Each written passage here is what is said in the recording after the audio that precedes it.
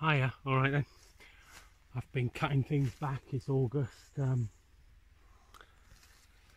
lot of overgrowth. Come and have a look around the garden if you like. Okay, so that was a Viburnum plicatum. I like to keep the low horizontal form on it, so I'm just cutting out the top, stopping it going too high. Gives us a view through. Here we are, we're down the lower bit of the garden here now by the house. This is more a spring garden really.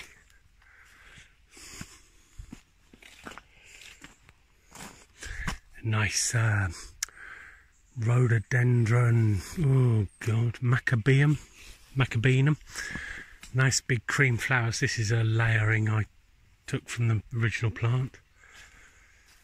It's been raining, luckily, because it was dry before. It was dry in July, so it's nice that we've had some rain now in August, got things growing again. And I'm just trying to cut back some of the overgrowth, make it clear up the paths and start clearing up. You've got to be very careful. I don't want to cut things back too much, obviously, because a lot of things are about to come into flower as well. Anyway, let's have a look round. Here's a bottle circle. Insulators under the bench there. Oh.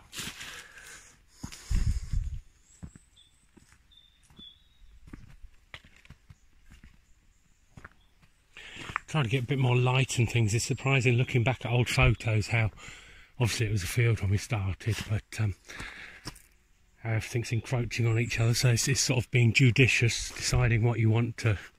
I like to fill in with lots of plants, because if you don't fill it, then nature obviously will. Brambles and nettles will fill a space if you don't.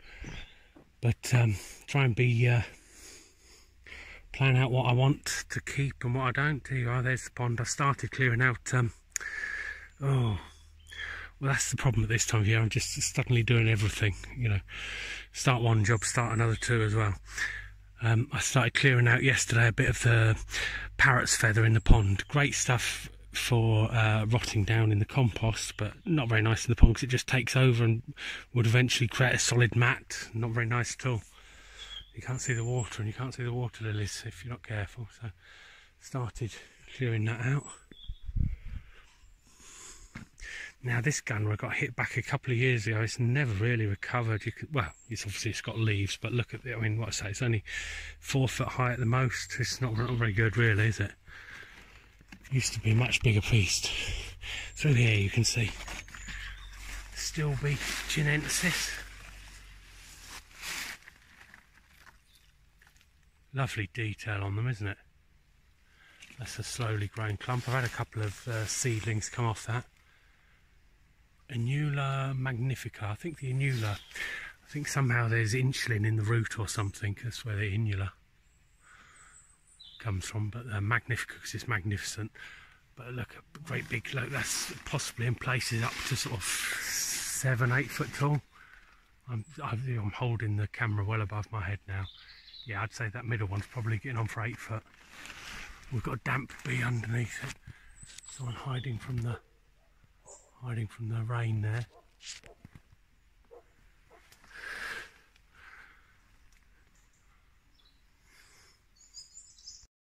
There we are, we're back to normal view. Not looking at my mug. Not showing me my bald patch. There we are, we've got some Hemerocrallis daylilies here on the edge. Oh look, there are some. We've even got down here, there are some water lilies out. There we've got a few. Here we are. Anyway, oh look, you see, I said about self-seeded Stilbe chinensis. Look, there's another one. So that's the original clump over there. Across the path here. Here's one seeded over here. Nice. Purple loosestrife. Squelchy here.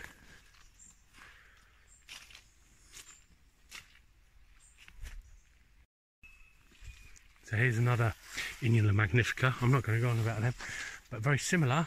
Well, okay, so I better show you the leaf shape on them. It's not a particularly good leaf, but you can see it's an elongated leaf. Whereas over here, very similar plant, similar stature, Talica specosa, another big yellow daisy, but different shaped leaf you can see. probably slightly superior plant in my opinion. Not as good as that clump over there, this one, but there you go. Can't have everything, or rather you can. Stuff it all in. Oh, this lower pond here, oh, it's upper pond actually, I don't know why it's lower, because it's lower than my feet. It's the higher pond. It did dry out when we had all that dry weather, and you can see there's a few leaves of, what's it called? Oh, what's it called now? Water hawthorn. You can see a few leaves floating, but normally it would be a total mass of them, but because it was dry for a month, I suspect, they've dropped down and not so many leaves this year. There you go.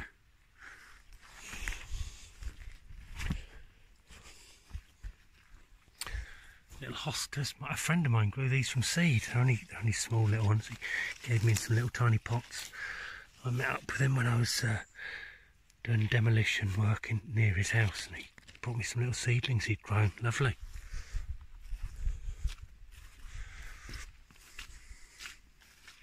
Squelching away there. Got some jobs to do. I've got to sink these tracks really, and some others over there, but it's another day. Got a Persicaria and Plexicornis. Oh, I can't remember. It's sort of rosier, like a pink one here. Regersia, Braunlab, brown leaf is I believe what that. But this one here then has lovely brown in spring, lovely brown leaves, greeny flowers. Starts going green and then takes on these reddy tints as it goes into, well, we're in August, before they've dried up there, you can see. This was all protected by an Amelanchier, but that blew down a couple of years ago. Obviously some neck around its root, very poor condition, but we've had since it's just started sprouting again after a year's absence. Oh, you know, just see a little toadling somewhere there. Here we are. Oh, look, Acer Davidii, is it? Nice snake bark maple. Now that's a nice joint there, you see. That's nice. Supports itself. Unfortunately, I think got some poor joints here. Look at this one. I should have pruned it out when it was very young, because it's got a split down it. Inevitably at some point that's going to separate, but there we go. I don't want to ruin it now. Wait till nature does that. Beautiful bark though, isn't it? And it should take on some nice tints as it goes. Here we go. Well, because as I say, there's been a lot of overgrowth now, things have been flopping over with the rain as well. I had quite a few Aralia stems that had fallen down, the Aralia alata there, and they'd fallen on this Helianthus Lemon Queen. Look at this beautiful big daisy that's just starting to come out. That again probably reaches 6-7 foot tall, but of course this clump here is all fallen over on the floor, along with this miscanthus that's flopped, and this Persicaria here. Nice big Persicaria, good early thing. Either I always forget this, is it Wallichiani or Polymorpha? I can never remember. Well behaved big Persicaria, up to 8 foot tall, with these white flowers. People mistake it for Japanese knotweed. It's not. It's a nice clump former, well behaved. But that's flopped open as well, hasn't it? That'll all be cut down later in the year. I'll leave it for now, but it'll be cut down and either mulched or taken away to compost, the bits and pieces. Great mulch when you cut all these things up. But I like to leave things as long as I can in the throughout the year. They give some winter interest as different things fade out. More Persicaria here and Plexicornis. I think this one's sort of like Firetail or whatever. Other good winter interest there is the Phlomis Russelania. Lovely plant. We've got some sedum there. Eupatorium. Macalea. These, after it's rained, they are plume poppy, very white undersides. They were just talking about that on Gardener's Question Time. The rain sits on beads on there very nicely often, just after it's rained. There's the flower spikes, so not so interesting. Acanthus spinosus. Now, I think I like these. There's a great structure to them. Great, sort of that's probably getting on for 4 foot, but that's a really sharp spike. Really painful. That's where the spinosa comes from. But it looks. I know it's got a spiky shaped leaf, but that's soft really. But the flowers are the beast. You get bees nosing in there, going in there. Goes in there, and then there'll be a nice big fat seed to come out of that. But ow! You see, hey, horrible. Oh, got a butterfly coming. There we go. Everyone's busy on this Persicaria here, bees and flies. There we go. I'll come round this way again later, don't worry. Okay, you're getting quite a tour today. So this birch here, I've cut back this spirea a bit more so you can see the stem of this. Interestingly, years ago, this, oh, another frog somewhere. Oh, somewhere, oh, there he is.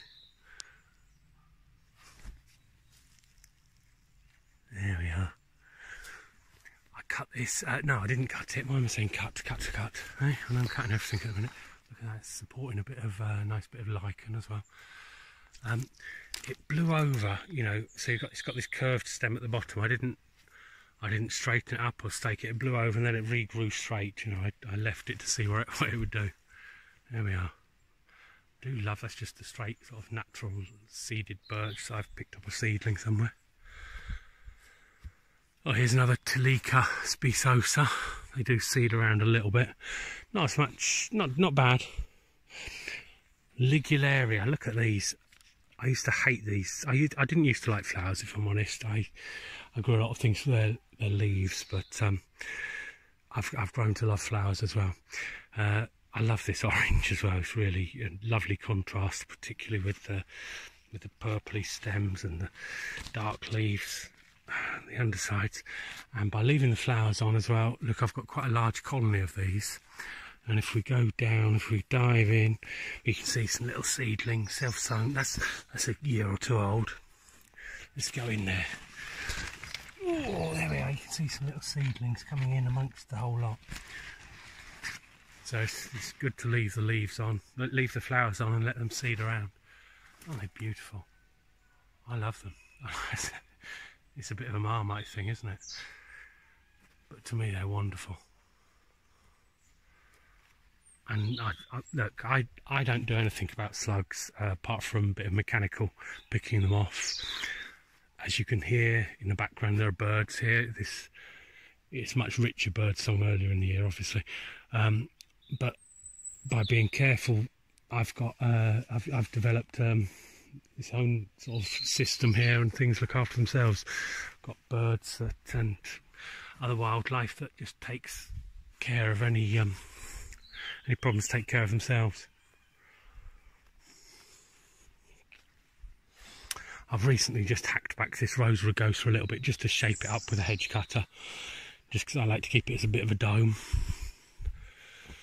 I did lose some of the berries obviously, but hips, but by doing that I can just keep it into some sort of shape, you know. Oh, look at that in the background there. Can you see that? It's not quite opened out yet. Cynocelia tangutica. Chinese ragwort. Big yellow thing. That again, some of them are getting on to towards 8 foot tall, those stems. It's quite a spreader. It's got those dark stems, nice jagged leaves, and then yellow flowers, and then they'll be followed by some lovely fluffy seed heads, white, that will really be striking in sort of October or something. Can be mistaken for Ligularia, but as I say, Cynocelia tangutica. So I haven't got it written on the back of my hand or anything. Or Liriodendron tulipiferum, a tulip tree. It's nice leaves. I haven't had it flower yet, but unfortunately another one where some of the stems I haven't correctively pruned it, and then you can see some of the joints here. I've just let things do their natural thing, and then it's snapped.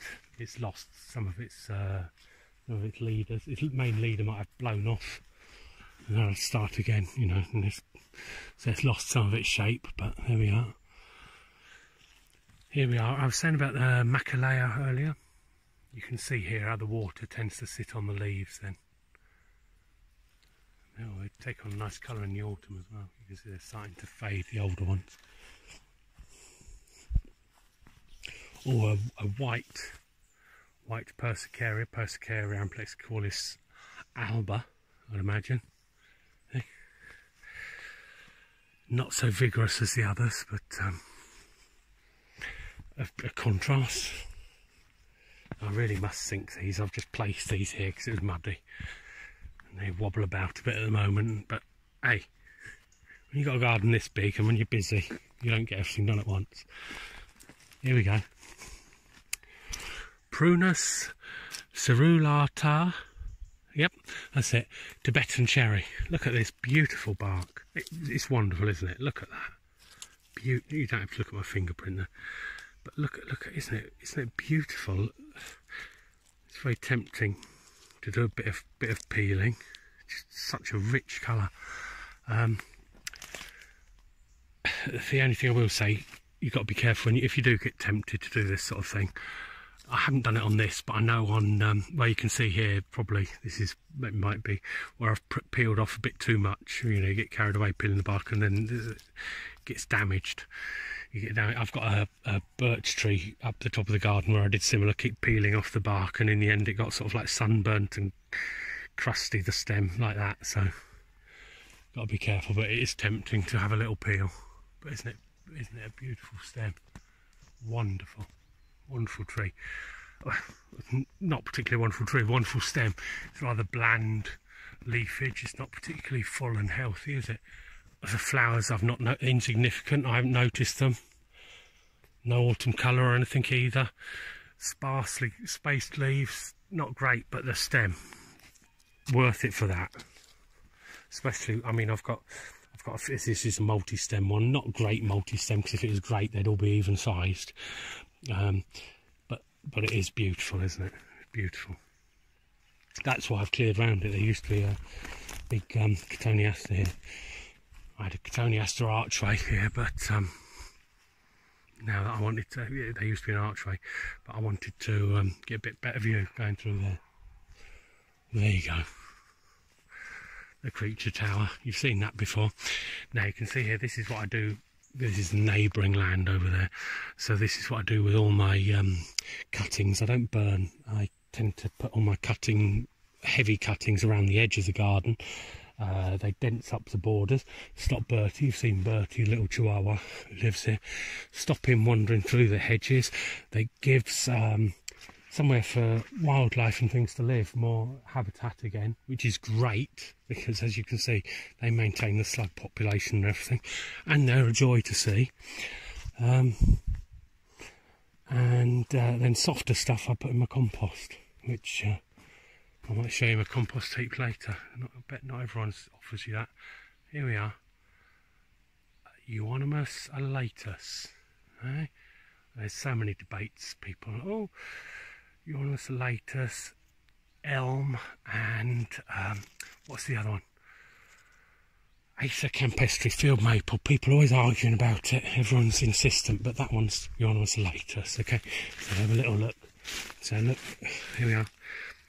From the other side, Euonymus alatus, you can see the stems are opposite.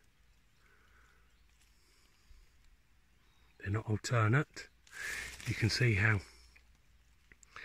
comes up, that's the main stem, and then opposite buds, opposite leaves, you can see. Okay, so that's Euonymus alatus. If you're lucky, that can take on a beautiful red colour in the autumn. Doesn't mean you will be lucky. Sometimes it doesn't, but if you're lucky, it does. Here we are. So this is just a cutting here of Hydrangea asperula villosa. It's just like I've stuck in a hardwood cutting there. Just, oh, like beautiful flowers. That one started flowering.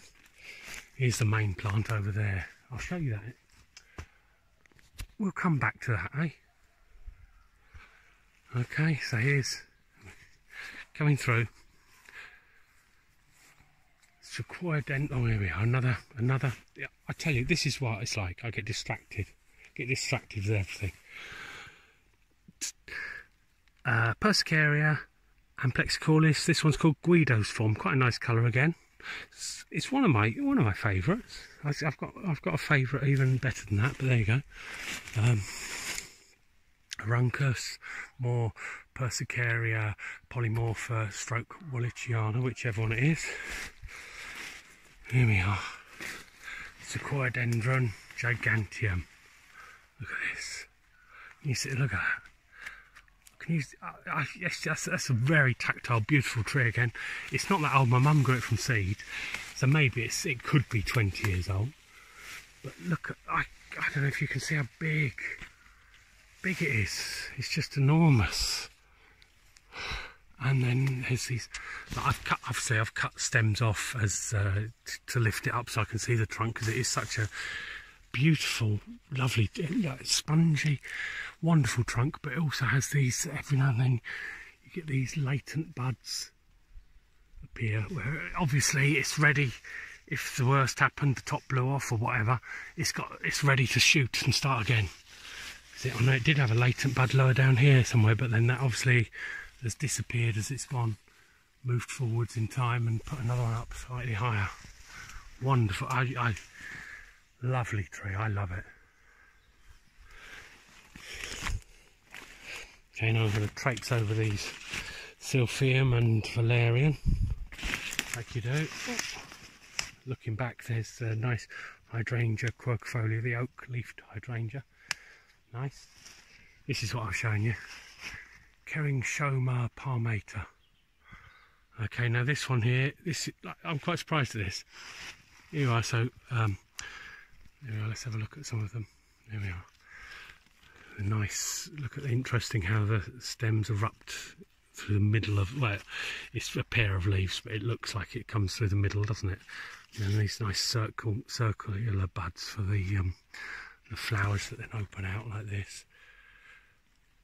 But this one's about 6 foot tall here, isn't it? It's great.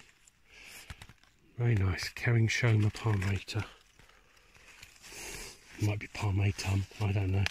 Hey, what do you want? I'm not a blooming dictionary. I haven't got a script here, you know. Here we go.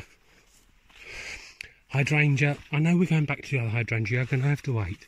Hydrangea quercifolia. Look, lovely oak-shaped leaves. Nice light underside, sort of felty stems. Does have white flowers, panicular types.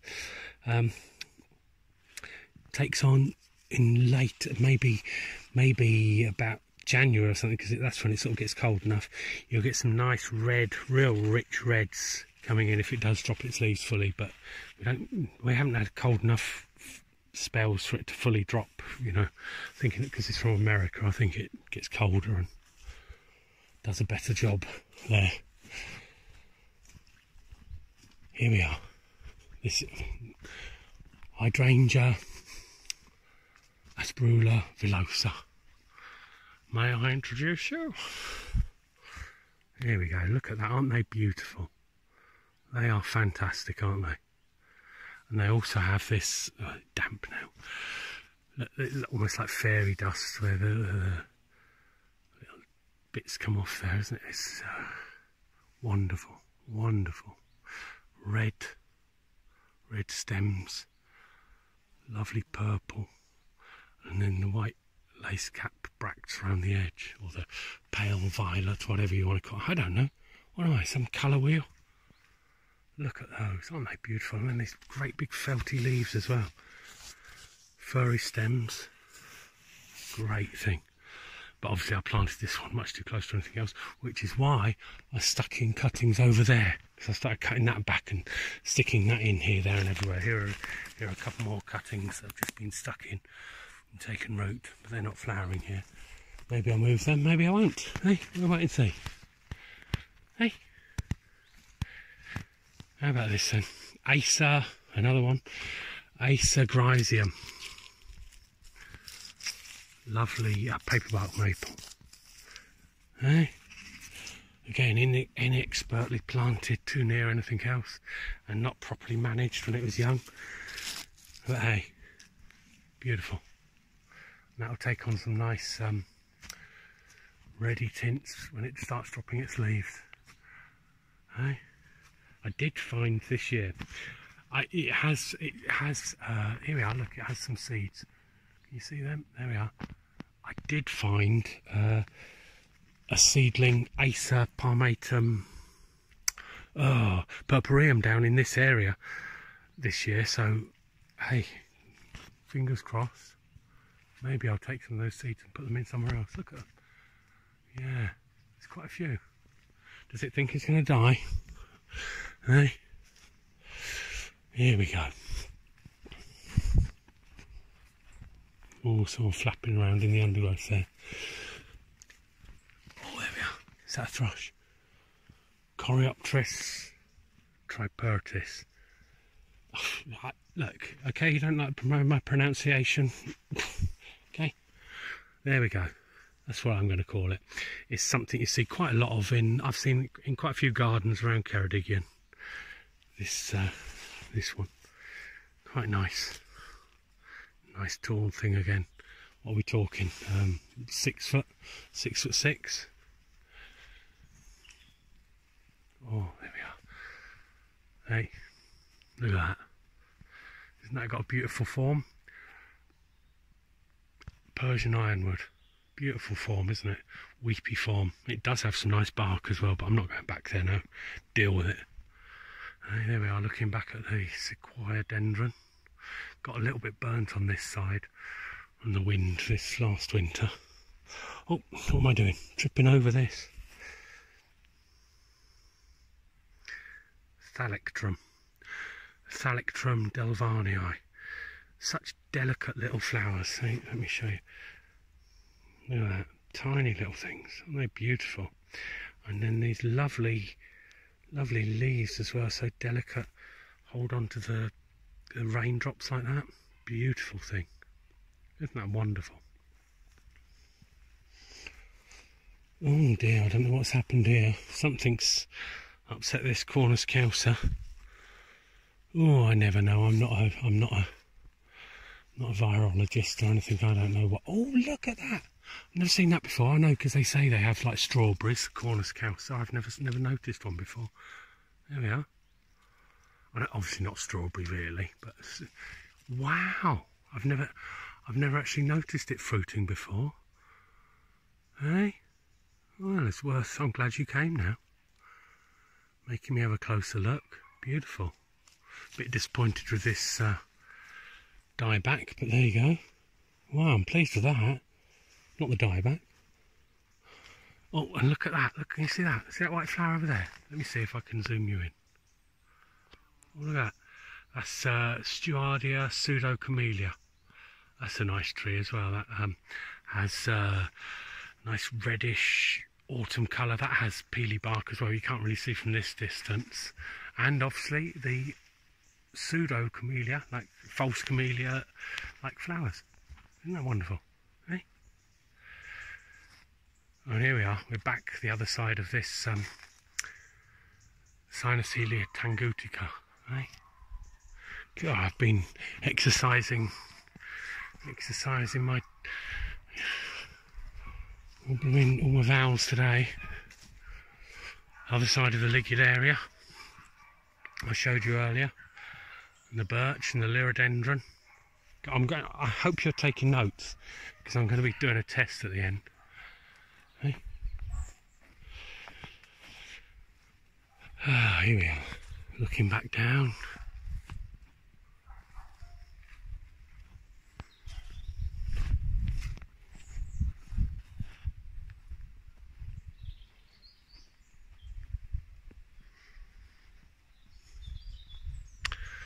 Oh, here we are, a cloud-pruned Cryptomere japonica, or Cryptomeria.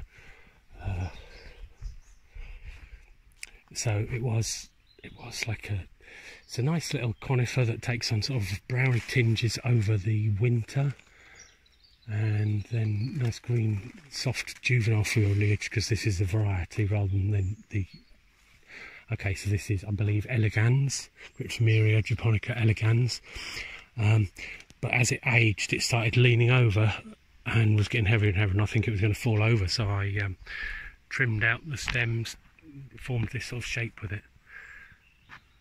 And so I have to every now and then go over that. Now, oh, it's so frustrating, I have to run backwards and forwards. I'm going to just show you the natural form. So that's Cryptomeria japonica elegans. If I show you back over here, so that's as the juvenile leaf form. Here is the sort of parent tree, Cryptomeria japonica. No form of elegans. This is the adult form of the tree.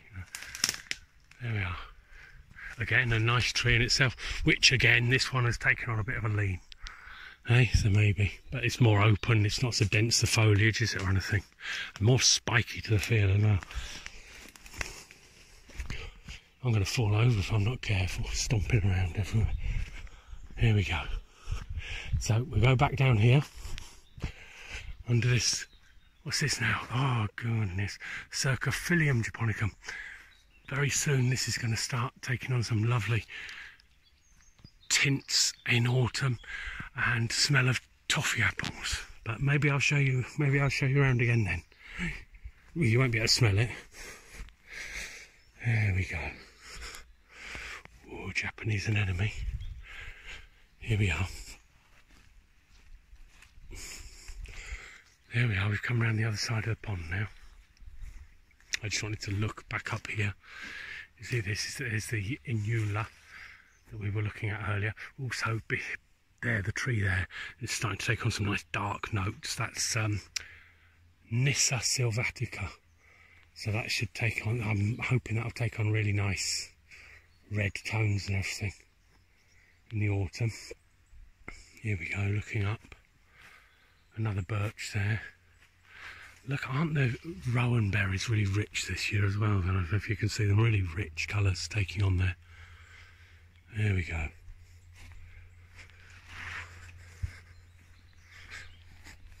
I'm going to rush through now. Oh, I don't know which way I'm going. Oh, I don't know what I'm doing. Look, you're just wasting my time, I tell you. You see, I'm sure you're thinking the same. Hey? How many minutes of your time have you been engaged in this? Oh, look at that beauty as well. Acer palmata, orange dream, I think, one I've got from the supermarket. Lovely. Here we go, climbing up. I love the sort of decadence, some old tiles, cast iron, gutter hopper and brake discs. Have a pair of those, sort of like gives a sense of grandeur. False sense, absolutely. Another hydrangea quercus. Oh, this is, I told you earlier, didn't I? I said about a tree that I'd peeled.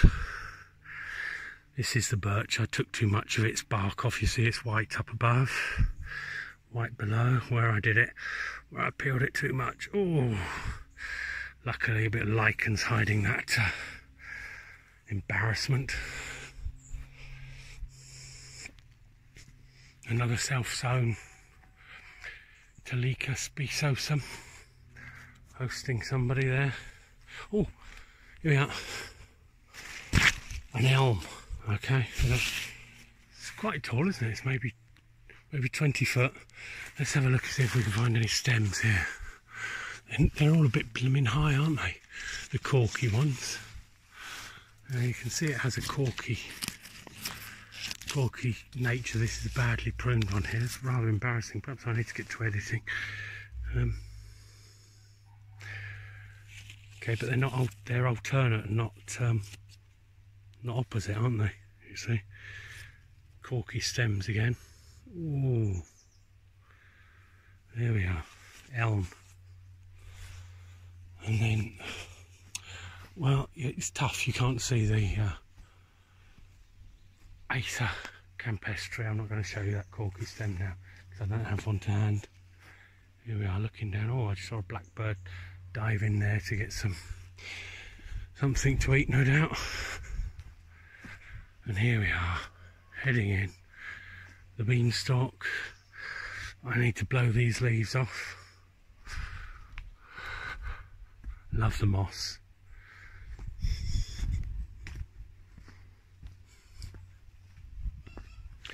Now this bed is a later summer flowering bed, you see.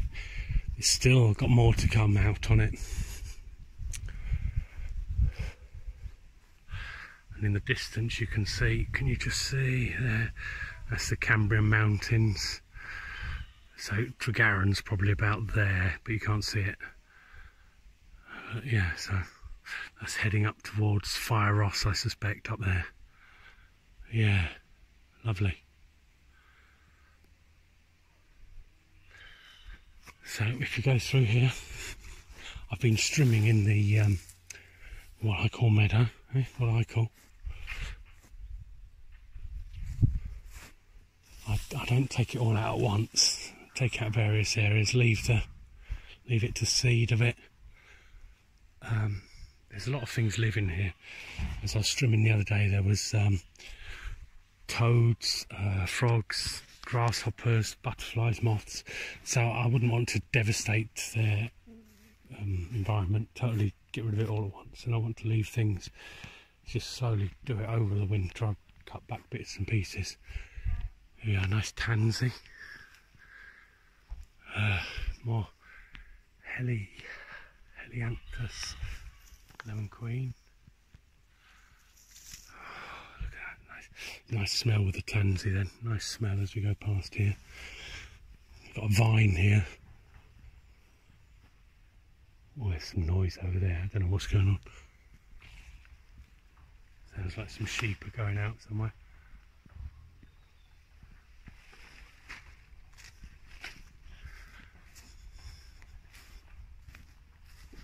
Trying a cardoon there.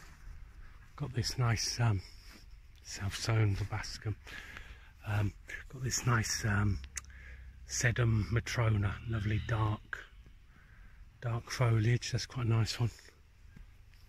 Got this silly irritating.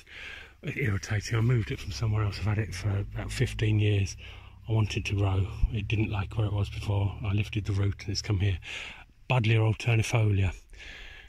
Theoretically that's going to be a beautiful plant, but I've just kept it alive basically, but it's starting to grow well, but obviously it's crowded in with other things. But there you go, that's life, isn't it?